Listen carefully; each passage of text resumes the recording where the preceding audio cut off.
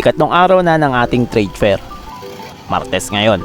Expected ko na mga 5 PM pa ng hapon ang dagsa ng mga tao. Pero gusto ko pa rin makita ang dagsa ng mga tao kapag umaga. Kaya inagahan ko ang pasok. Nandito tayo sa harap ng Cuban Gymnasium. Bagong gawa lang o bagong renovate I mean. Kasamahan natin na kapwa MSE, weaving manufacturer. Tatagpuan din sa Cuban. Wala yung may-ari. Ito yung product nila. O, weaving machine. Yan. Then ito naman yung ating lettuce, mokusako, yung humidifier, then yung uling. Pinopromote natin. Then ito, mga pili naman, mga handicrafts. Ito rin, yung mga sito. Ika-4 na araw na tayo. Huwebes na. Nakabenta naman kahapon pero hindi tulad nung unang display natin nung nakaraang linggo ay mas kaunti ang kinita ko kahapon. Anyway, wala akong magawa kaya kung ano-ano na lang ang pinaggagawa ko matapos lang ang buong araw. Wala akong video na kinuha noong araw na iyan. Halos parehas lang naman kasi ang mga ganap. Pero nagpakuha pa rin naman ako ng mga larawan bilang ebidensya. Day 6 na tayo. Bisperas na ng piyesta.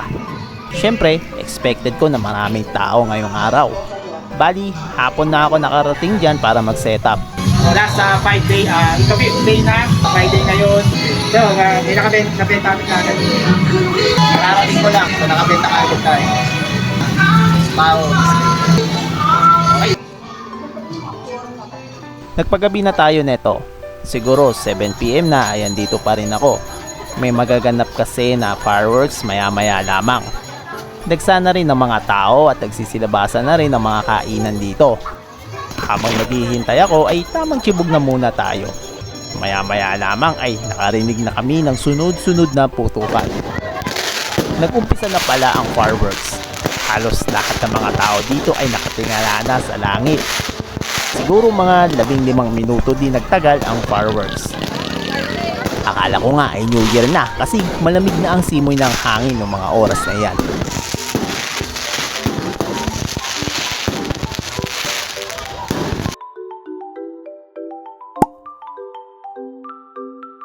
Ayun, so ano na tayo? Today is a Saturday, so last day na ng ating pag-display dito sa harap ng gymnasium. Ayun o. Last day na to. Ayun yung fiesta. So kagabi yung bisperas. Hopefully makabenta tayo. So hindi naman tayo nasisiro. Everyday naman may benta naman tayo kahit papaano. Okay? So ano na tayo? Magsiset up na tayo. Huling araw na natin dito. Half day lang tayo. Dahil mamayang hapon ay kailangan ko nang gawin ang mga unfinished work ko na naiwan sa bahay. Okay, so ito, na-set up na natin yung display. Ayan, so yan, may lettuce pa tayo. Sako, then humidifier, then charcoal briquette. Ayan, so dito. So igagala ko lang kayo saglit. Actually, ako pa nga lang ang dito. Ang unang nagdi-display. Masyado tayong excited. may misa pa lang ngayon. So konti lang, kaya hindi tayo nahihiya mag-vlog. Konti lang nagsisimba. So ito, bagong gawa ang gymnasium. So gagala lang tayo. Yan, alas 7 na. Naririnig na yung bell. Yan. Then ito yung rebulto ni Jose Rizal. Yan. So ito yung tinatawag namin na Cuban Park. So newly renovated sa pamumuno ng aming mayor. Ayan, ginagala ko lang kayo. Kagabi, dito ang daming tao. Ngayon, kukunti na lang. So ayan, yun lang yung ginala ko lang kayo. After kong gumala ay wala pang isang oras ay may customer kaagad na namakyaw ng aking mga lechugas. Mga 10 cups ang binili niya. Sabi niya ay gagawa daw siya ng honey roll dahil piyesta. Kaya need niya ng maraming mga lechugas. Yan, naubos na yung lettuce ko.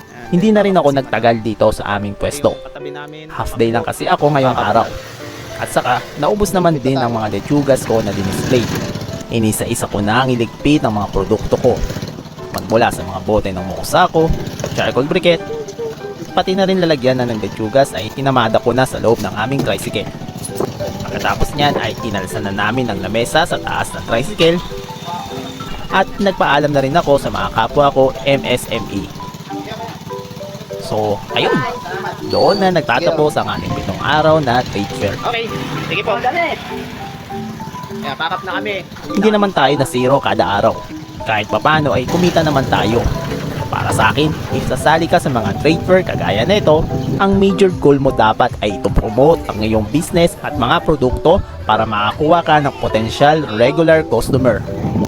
Bonus na lang kung makakabenta ka habang naka-display. Salamat nga pala DTI Huban sa pag-imbita sa akin. Hanggang dito na lamang po at maraming salamat.